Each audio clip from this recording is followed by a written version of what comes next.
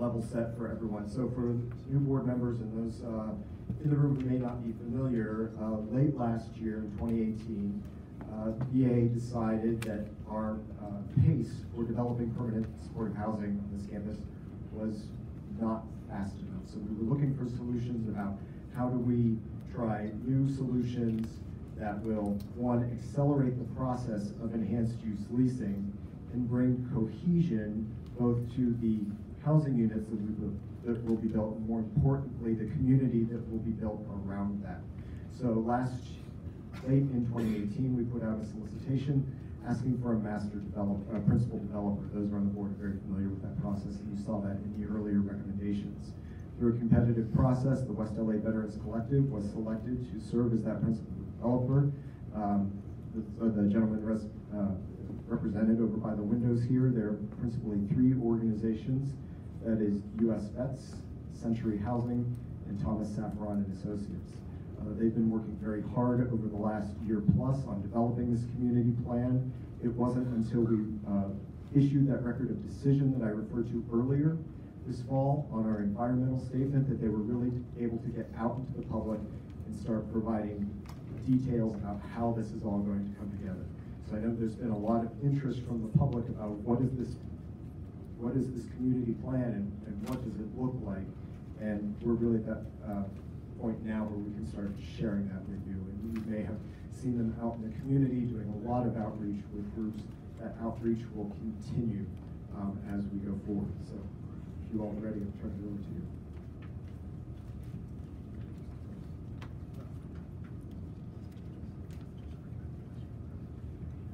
Thank you, Rob. Good afternoon, everyone. My name is Brian DeAndrea with Century Housing.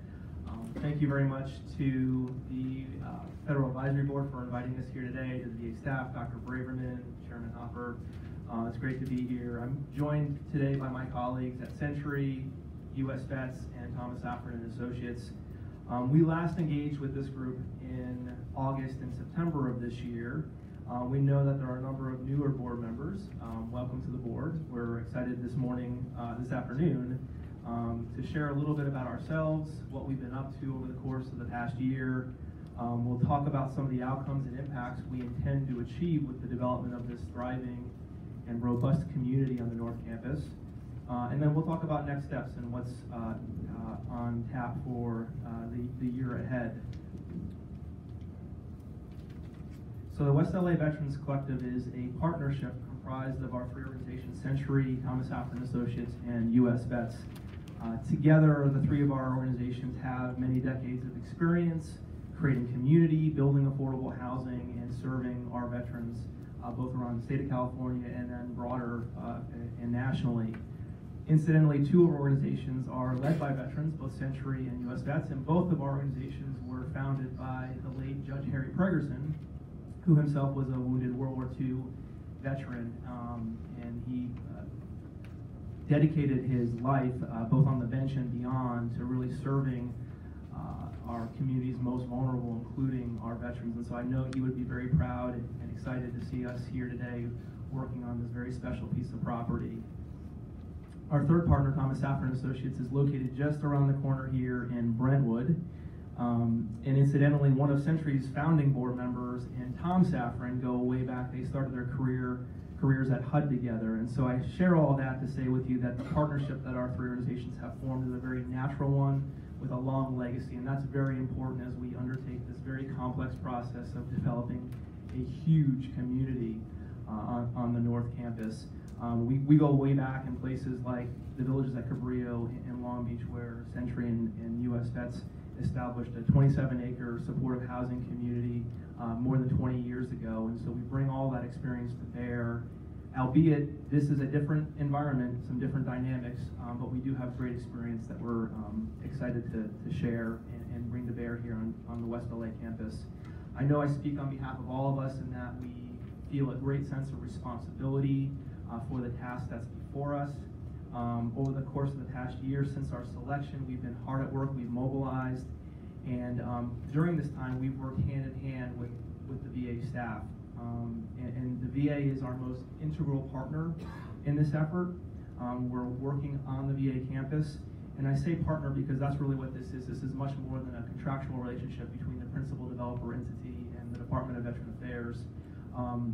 This is a collaborative effort that we are jointly, along with all of you, members of the public, our veterans themselves, undertaking to really transform this piece of property from a campus into a beautiful, thriving community that will make our veterans proud. I'm pleased to report that the partnership with the VA is strong, and I say that at both the local level, the regional level, and even the national level. There's been really great engagement with our partner at the VA over the course of the past year. I think we're very much on the same page about where we're headed in terms of creating this community that Rob spoke about a little earlier. I think our commitment really is best captured in our mission statement, and that really revolves around the successful transition and recovery of our veterans, the idea of promoting their wellness and providing for a more hopeful future. And I know that's a future that we all around the table feel our veterans deserve, given the sacrifices that they've made for all of us. We started our planning efforts about a year ago by establishing a set of guiding principles, a set of statements that serve to guide the planning and development thought and decisions that we're making. So for instance, we acknowledge that the voice of our veterans is of paramount importance. We're embracing a very holistic view of the community. This is more than simply about housing and sticks and bricks. This is about the health and wellness of our veterans, and we very much embrace Dr. Bamberger, the idea of housing as health, and we intend to make this a healthful community on the North Campus. We're about being responsible stewards for this very special asset, both the built and the natural environment. There are many historic structures there that we intend to preserve and uplift, and we're committed to exercising modesty in our redevelopment efforts while uplifting the very historic fabric of the North Campus. So I think as board members, you all understand what a sweeping and vast piece of property this West LA campus is. At the outset of our efforts, we undertook a process of establishing a series of urban design strategies, and that's planning parlance, but basically a set of ideas to really guide how we go about developing the North Campus. These include strategies like trying to create a sense of order and hierarchy, help people orient themselves as to where they are. Concentrating and clustering our development in certain areas to foster social interaction and supported service efficiencies, and also fostering connections to the surrounding community so that this is not an island unto itself, but this VA campus is integrated with the larger Westwood and Brentwood communities, and we know many of the neighbors are excited about those opportunities. We've received great support. So, at the end of the day, I think our focus and our emphasis is really on transforming this campus into a supportive, thriving community for our veterans. And as we know, tonight more than 3,800 veterans in LA County will be homeless, sleeping in tents, in cars, under bridges, in shelters. We know it's a diverse population. It's a population of senior veterans, disabled veterans, women veterans, veteran families. And there are thousands of more veterans in LA County that are at risk of homelessness or are one paycheck away. I know all of us here today see that as an unacceptable reality. And I know we all collectively share a sense of urgency about moving this process forward, of creating this housing as rapidly as we can. And so today we're excited to share with you what we've been up to and talk about next steps and ways that this Federal Advisory Board can assist us in that undertaking. I'll turn things over at this juncture to my colleague, Oscar Alvarado.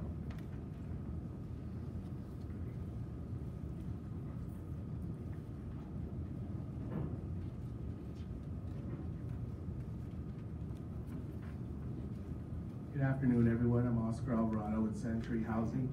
We're excited to be here today sharing with you guys some of the planning work that we've undertaken over the last several months in partnership with the VA. I want to start by pointing out some of the influences, some of what has influenced our work thus far, including the point-in-time homeless count locally, the PEIS, the West LA Leasing Act, and the Framework Draft Master Plan. These documents and this work all inform the planning work that we've undertaken in developing a community plan over the last several months. I'll start out by sharing this graphic with two large zoning maps of general uses for the campus. The draft master plan zone map is on the left, and the draft community plan that the principal developer has put together is on the right. And we just share this to show that, in principle, we aren't changing very much from the draft master plan in terms of uses. You'll see some slight variations in terms of where the town center is, where veteran housing is going, and care coordination. But generally speaking, we're keeping to the spirit of what was in the draft master plan in terms of citing different uses.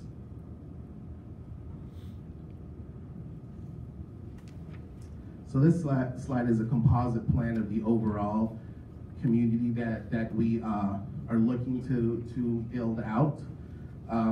We'll go through in more detail on a phase-by-phase basis what's going to happen over time, but just note that within each slide, the areas in green delineate open space and green areas. The areas in orange within each building delineate ground floor uses for community and other shared amenity spaces.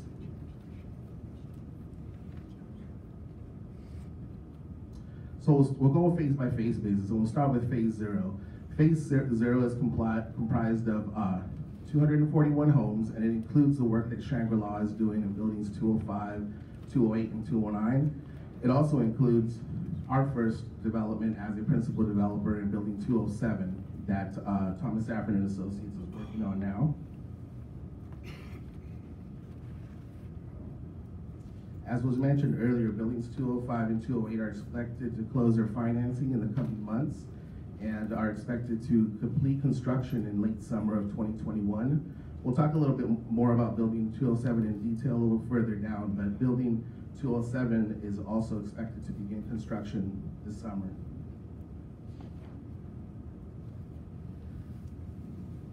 Moving on to phase 1 of our development, I'll note that in this development, we are going to add 603 homes to the community, leaving us at a total of 844 homes at the end of this first phase. And in this phase, the principal developer is going to undertake some main development of some key assets on the North Campus, historic assets, including buildings 156, 157, 158, and building 300. This will also be our first foray into new construction. The sites labeled 402 and 404 on the plan represent the first areas where we will create new homes by developing over existing parking lots. At the very north end of this first phase is also MacArthur Field, which is a property that's going to be developed by core companies, not the principal developer. But we, as a principal developer, have been in close contact with core companies to make sure that their plans and their design are harmonious with our overall master plan. We've discussed the way that buildings are sited and how they relate to one another to make sure that they are woven into the community, just like the developments the principal developers undertake.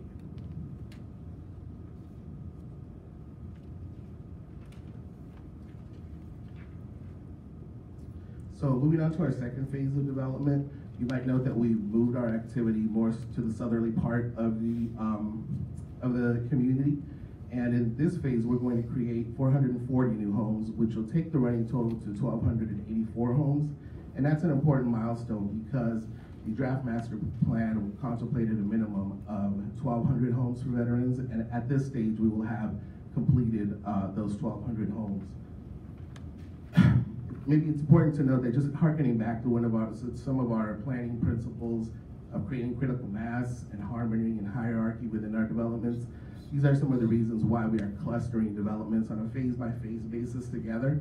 It makes a lot of sense to, infrastructure costs were brought up earlier for the purposes of being efficient with infrastructure delivery and for the purposes of actually creating community and bringing people together in place.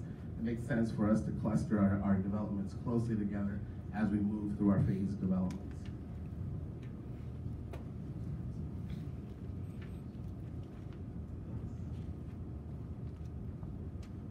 So moving on to our third phase of development, this phase will see 275 new homes, bringing the total of new homes above 1,500 by the end of it.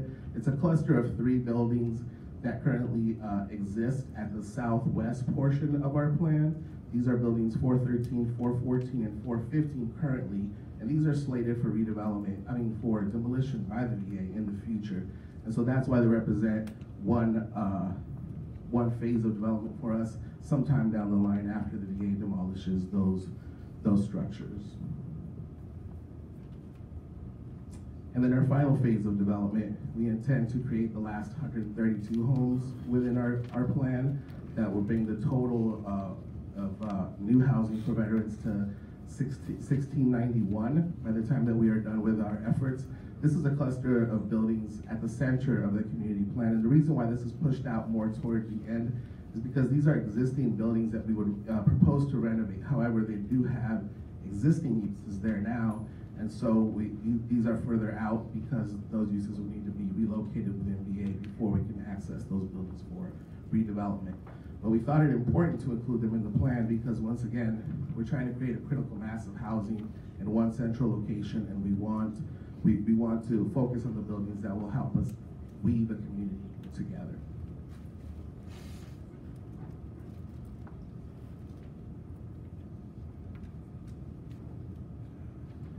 So we talked a little bit about how the development would play out phase by phase. I just want to quickly touch on how development is moving from the north to the south on the campus. We've also thought about two larger nodes of development in that manner, moving from the north to the south. And here we're just focusing in on what we're calling the North Village, the northern part of our plan. And this we're looking at as a wellness center, where a lot of the activity would be centered around building 300. We see a lot of developing a lot of compatible uses here within the ground floor of our housing developments, including things like outpatient care, yoga studios, teaching kitchens, and other programs and social services that will lend themselves to the holistic well-being of our veterans. We see ourselves clustering that activity on the northern part of the campus. And then we see a South Village, which we sort of see as the civic heart of the eventual community that we build out here. A lot of that will be centered around Building 13. We intend to cluster uses here like the post office, a transit hub, meal facilities, and other areas like that that will lend themselves to the civic life of the community. You can see that heavy dashed orange line running from left to right is Pershing Street, and along that there is a cluster of new developments in the buildings that are numbered 406, 407, 409 that will create a nice paseo for a concentration of activity. There's also a really nice amount of open and green space here, so we see a big opportunity for active and passive outdoor uses here. So now that I went through the phasing, I'm going to go ahead and pass it on to Tyler Monroe to talk a little bit about development types.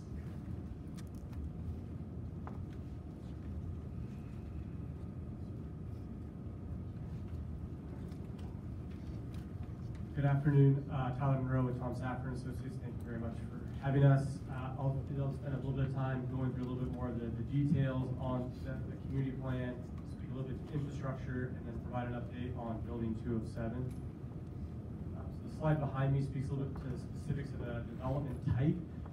We're looking at doing a significant amount of adaptive reuse of the historic buildings. However, that only represents in the total scheme of 1,600 plus units, about 40%. And then we're looking at doing about 1,000 units of new construction, so you can kind of see the blend of different product types. We think it's important to do a big mix of both. The historic buildings that add a significant amount of value from a legacy and a heritage standpoint are already underutilized at the moment, so we think it's important to redevelop as many of those as we possibly can in a cost-effective manner, while at the same time weaving new construction that can be delivered potentially quicker and even more cost effectively within the overall scheme. So we try to blend it throughout each of the different phases, and that's what this slide behind me speaks to. This was what Oscar spoke a little bit more to in the past, but it again shows our phasing plan and shows how we arrive at north of 1,200 units by the end of phase 2. Some might wonder why we're going to 1,691. We wanted to make sure that as we're designing infrastructure and planning for a community that can accommodate more than the minimum, and that we're thinking bigger than what the absolute minimum is. And so this is the maximum amount that's allowed under the approved programmatic environmental impact statement, the EIS, that was completed at the end of the summer. So that's what this here speaks to. This is a slide that speaks to circulation. So how people move throughout the campus, as Brian spoke to a little bit earlier about creating hierarchy and order and being able to navigate this in a way that is more thoughtful and it's easier to find different places. It's important to also think about how different streets and how cars and pedestrians and bicycles and how we create a better accessible path to travel through this community so disabled veterans can navigate it in a more linear or more straightforward way. So we're spending a lot of time thinking about how different streets can be used in a better way. So we can have some streets that may be closed to cars, so it becomes more pedestrian and other modes of transportation friendly, while at the same time concentrate where cars go in a more methodical manner. Speaking a little bit to infrastructure, it's obviously a big issue in terms of how we build out infrastructure to support a minimum of 1,200 up to 1,600 units. Spent a significant amount of time doing infrastructure assessment over the last 6 months together with the VA to identify extraordinary infrastructure needs, be it new electrical, gas, telecommunications, water, sewer, storm drain, roads, accessible paths of travel in order to enable what we're all envisioning here. We've also tried to then rank those in a way that identifies most immediate priority needs that we can identify and act upon as quickly as possible so that way we don't slow down the path of development or the housing itself. And then also beginning to do a lot of research around, or we've done a lot of research around different sources of money to pay for infrastructure. So there's opportunities for individual housing projects to contribute to it. There's opportunities that are ongoing with the VA about VA contributions to various components of extraordinary infrastructure costs, as well as other sources at the federal, local, and even state government for infrastructure. I can speak to this a little bit more. The first major infrastructure improvement scope of work that we're really excited about moving forward on is what we're calling the Bonsall Utility Backbone. And that's something that we're currently moving forward with. They're in design and actually beginning coordinations with the county and Caltrans and the VA on that design to bring new electrical, gas, and telecommunications to serve all of the new housing, 1,600 plus units on the campus. So you can see behind me the little green line shows where this trunk line would start and come all the way up to where 205, 208, 209 are, and will serve all projects on in the master plan. Our estimated cost for this is about $10 million, and we're in conversations right now with the VA on a potential funding capital contribution for the VA to make that happen. And that is a big step that we're excited about because it will provide electrical, gas, telecommunications for all new housing that doesn't already exist. It would ideally be built together with either 205, 208, or 207. So that's ready for all of that and all subsequent housing thereafter. So that is ongoing. Just a brief update on some of the other buildings. As was mentioned earlier, 205 and 208 have executed enhanced use leases and are expected to close in the coming months. And then building 207, we're currently working on. We're excited and delighted that the City of Los Angeles awarded $8.2 million of Proposition HHH funds to it at the end of last year.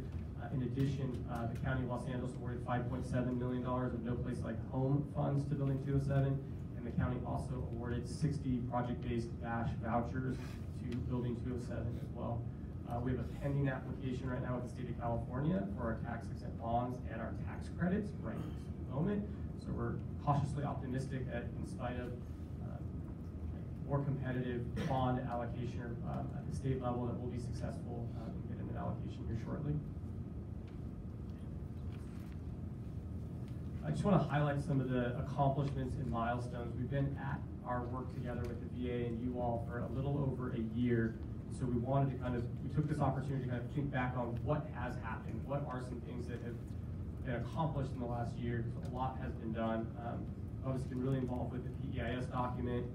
We've been working with VA to negotiate with the State Historic Preservation Office, or SHPO, on how historic preservation works among historic buildings. We've been working on this draft community plan that we've been presenting. We've had conversations about a master association and a backbone service coordination infrastructure organization to figure out how we ensure that each individual project isn't just operating off on its own island, that there's a cohesive umbrella for operations and service delivery. Obviously, a lot of work has been done around infrastructure. Spent a lot of time coordinating with the developers of MacArthur Field and Shangri-La and buildings 205 and 208 to make sure that they're not independent of what we're trying to do on a holistic level, that they're integrated, that they're being thought of by as a whole as part of our work. And then we've also spent time working on property management, supportive service, and operational values. We think it's important that people are here on the campus that they see an umbrella and a uniformity about how people are being treated and are being housed and are being provided services to that is rich and robust and consistent. So we've been working on draft values there. On the policy and community outreach, we've spent time working with County Department of Public Works on plan check processes to ensure that we're meeting California Building Code and sustainability codes. So we've worked out a plan with them for all projects moving forward on a plan check basis. We've also done a lot of preliminary community outreach. It's only the beginning of our outreach. We'll continue doing it really for as long as we're around, but we've done a lot of outreach to kind of inform what we've seen on this draft plan and refine our plan based on that input. We participated at the VA Standout event to get as much initial input from veterans on what we proposed, but that effort will continue in a much more robust manner in the next quarter. Participating with the VA Services Council. And then as it moves to development, a lot of work around infrastructure and designing the Bonzel infrastructure backbone upgrade, and then also starting to do initial due diligence on our phase 1 projects, which are going to be subsequent to buildings 207. There'll be those projects that are on buildings 156, 157, 158, parking lot 38, which is, we're calling it building 402, and building 300, starting to understand what are the constraints around development on those properties, so that way we're able to move on those as swiftly as possible. And then this is just a slide that starts to summarize just the initial outreach that has been completed over the last 3 to 6 months. Again, it just scratches the surface of what we intend to continue doing, but it's been a really good start. We've got a lot of really good feedback. This is me. So what's next? Where are we going from here? We're anticipating that in the spring of this year, there'll be public hearings by the VA to announce to the public which projects are the subsequent projects as part of the master plan. So it's phase 1, phase 2. We're also expecting that building 205 and 208 will start construction in the spring, and that Bonzel infrastructure upgrade for our utilities will start as well in the spring and early summer, with building 207 following shortly behind in the summer, early fall on construction starting there for building 207. And then by 2021, we're expecting our Bonzel utility upgrade, electrical, gas, telecommunications to be complete in the summer, building 205 and 208 in late summer of 2021, and then the fall, building 207 is what we're currently projecting, pending the award of tax credits and tax exempt bonds from the state. We're optimistic that we will be completed with that by the fall of 2021. Now, all of this is based on the constraints. We've used this slide in the past to talk about opportunities where this board and other stakeholders can assist us with. We're obviously subject to funding limitations. We've learned in the last few months that the state's bond cap is going competitive for the first time, and so what that means, there's only so much tax-exempt debt that's available within the state of California. And in the past, it's been essentially non-competitive, but given all of the work that's been done in the state of California to address homelessness and housing affordability, and the money that's been pumped into the state to create more housing, which is a wonderful thing, it just means more projects that are competing for less bond cap that's available. So we're dealing with funding limitations. Obviously, the timing of various funding sources is an important consideration, and then sequencing of the funding and figuring out which funding sources are available at what times, because they're all on very finite schedules. And then obviously working through infrastructure is something that's a key constraint right now, but we're optimistic that we're definitely on the right path there as well. So with that, I will hand it off to my colleague Steve Peck to speak a little bit more about services and amenities. Good afternoon. We've been talking a lot about what the place is going to look like. I want to talk now about the veterans that we are going to serve. U.S. Vets has been doing this for the past 26 years, as Brian mentioned, a real model for this, and we're going to be using a lot of lessons learned from villages of Cabrillo in Long Beach, where there are currently 700 veterans living. U.S. Vets is providing the services for them, in addition to 800 civilians, so 1,500 people. Formerly homeless people are living there, And all of the lessons that we've learned there on how to bring that community together, how to coordinate services, we are going to be using here on campus. Steve, let me interrupt you for just half a minute. Just looking at the schedule, my fault, we did not allocate you enough time, but we are going to finish with your briefing, continue and finish. And we will start right after that with the next briefing of Veterans Master Plan, and they will have the full hour allocated to them. And then we'll pick up with the public comments. Sorry, thanks.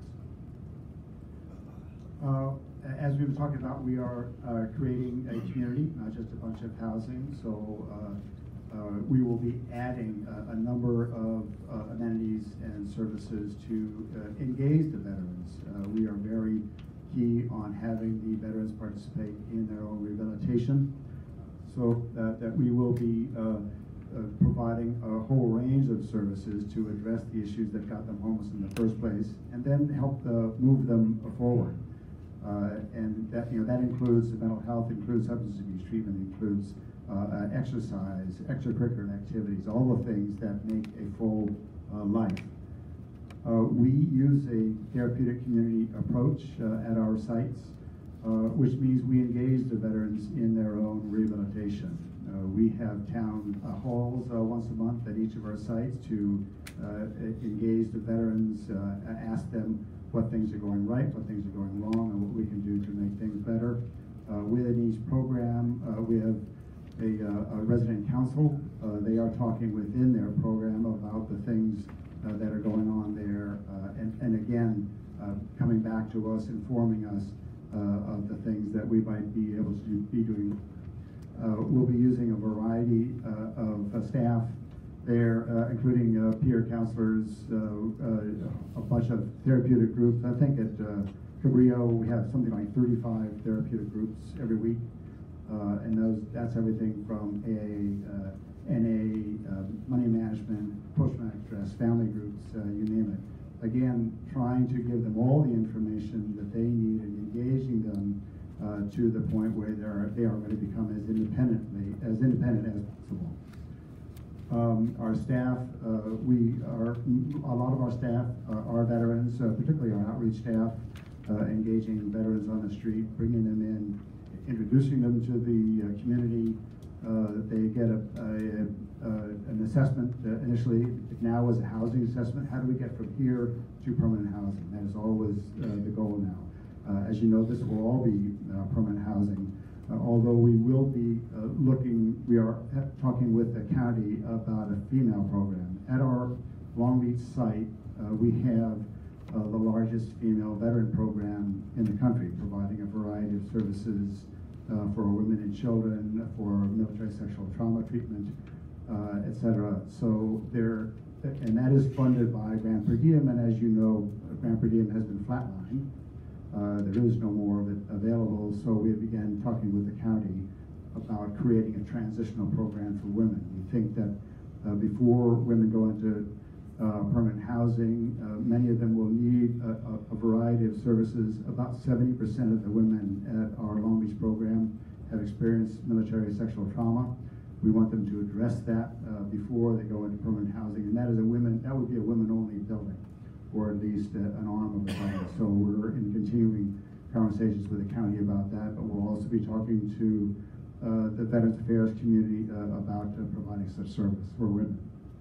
We'll be working with peer navigators. There's a whole variety of staff there to help these veterans get the information they need, get the services they need in order for them to move forward. We use as strengths-based case management, motivational interviewing, trauma-informed care. We know that we are dealing with a group of veterans who have been through a lot.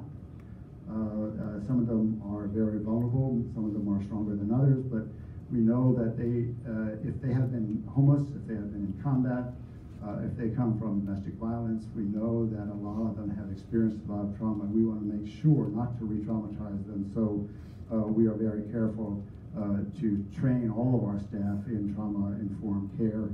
and work with their strengths rather than their weaknesses. Our view is that they are a whole person waiting to become whole again. They are not a sick person that we have to deal with. So we really want to build on the strengths that we can find within them, get them to work with their peers in groups. Those therapeutic groups are very powerful as anything that we can do, and encourage them to make the social contacts that they need both within the community and outside the community to strengthen their social network. We measure ourselves every which way. We get the VA money, HUD money. We're measured on a quarterly basis. We do an annual performance report. The Century now does a social impact report, so we are going to measure the progress they are making on a regular basis, and we'll be able to share that with you.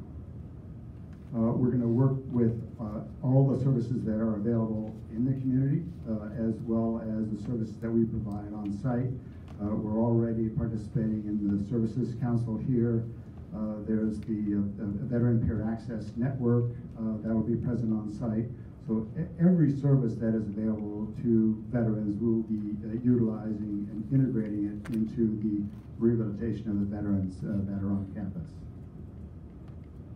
We're going to go through a naming process. We think that veterans don't necessarily want to say, I'm living at the VA. We will go through a process to name the community and look at the past, look at the veterans, look at the geography, look at various ways that we can inform the choices that we make, and we'll be doing a lot of outreach in the community to get suggestions for the naming. As I said, looking at historical events, Caroline is here, the original family who donated the land. We're going to be looking back at that.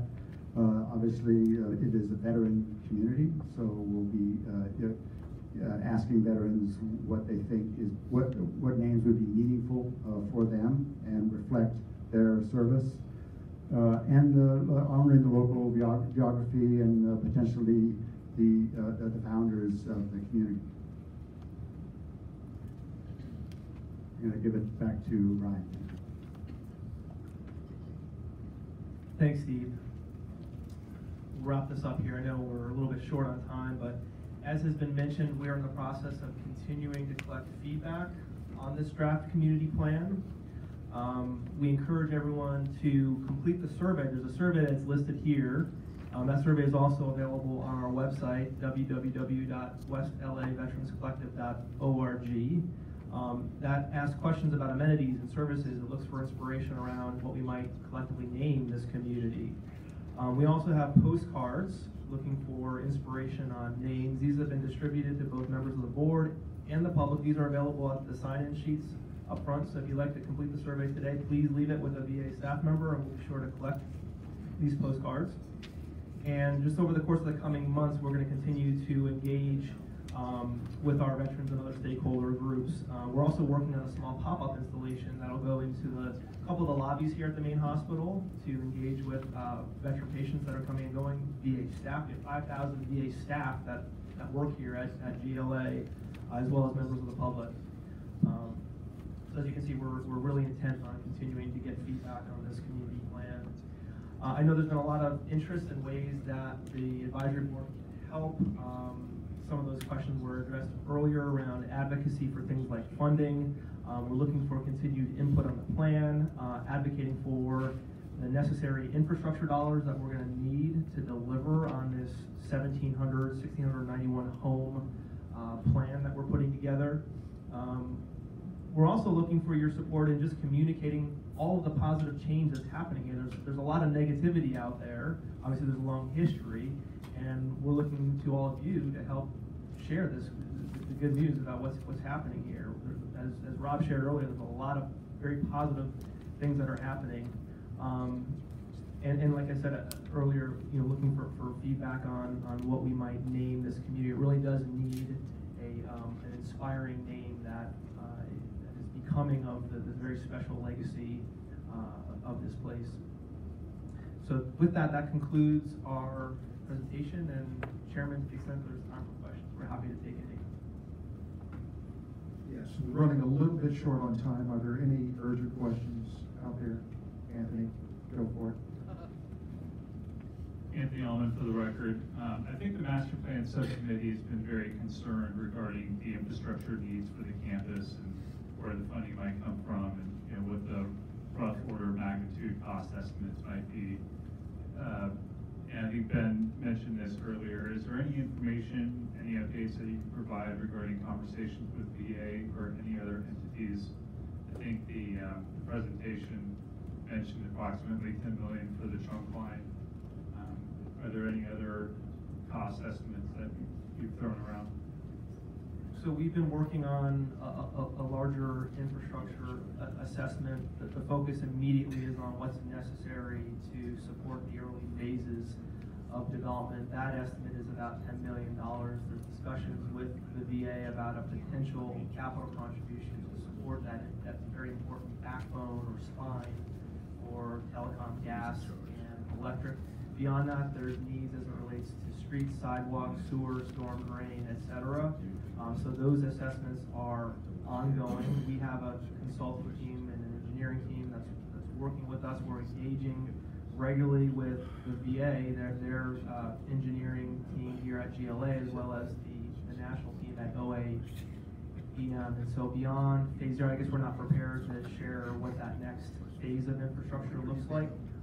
But know that it's being studied and analyzed rigorously. Just for the sake of time, we'll recognize 2 more questions or anything that's urgent so that we can move on. Thank you. Dan? I'll be really okay, go ahead. Brief. Very brief. There are lots of questions that come up from this, and I look forward to an opportunity to getting at these things. Specifically, are we committed that all the units that are going to come in the future are going to be extremely low income? Or is it going to be some changes? Are we going to have heterogeneity of service provision? Is there going to be some enriched housing, some low impact housing? Are we looking at different strategies for building things, such as having congregate housing where people share a suite so that there isn't so much solitude and loneliness that happens a lot in these supportive housing? There's many questions that come up for me for this, and clearly we don't have the time, which is fine. But I look forward to digging into many of these things, particularly around the financing. The state is going to be tapped out in terms of its bond issues very quickly, despite the extraordinary generosity of the voters recently. And we're going to have to come up with a whole other strategy to fund 1,400 other units across the time. So we'll get to those. I don't want to frame them in terms of a question right now, because that would just take up too much time for the public who have the right and opportunity. Thank you so much. Some of those, of course, have been responded to in earlier meetings. Maybe we could talk about an orientation for new members so we don't have redundant questions. Dan? Hi, Dan Rosenfeld. First of all, congratulations on very commendable progress. I think that is timely and very impressive. It's come a long way. My question is, there's a huge amount of grass on this campus, and I presume a huge water bill that goes with that. Have you given any thought as to how you will treat the open space? There's also a huge number of gophers that have made their homes in that grass. So environmental sustainability is an important element of our design process. We're going to need to work very closely with the VA to identify which areas are part of our responsibility versus which will remain part of the VA's responsibility. It is important to have open space that residents can gather and recreate on. You see some of that in our civic center, a nice parade ground and kind of open green space. But to the extent possible, excessive turf, I think we're interested in replacing that with native and drought-tolerant vegetation, trees, and shrubbery to save on the water bill. Okay. We're going to do this. We're going to go ahead and get started with the next presentation. The principal developers are going to stay around, and we'll take questions after that presentation as well. If you have something you need to ask them. Thanks very much. Thank you.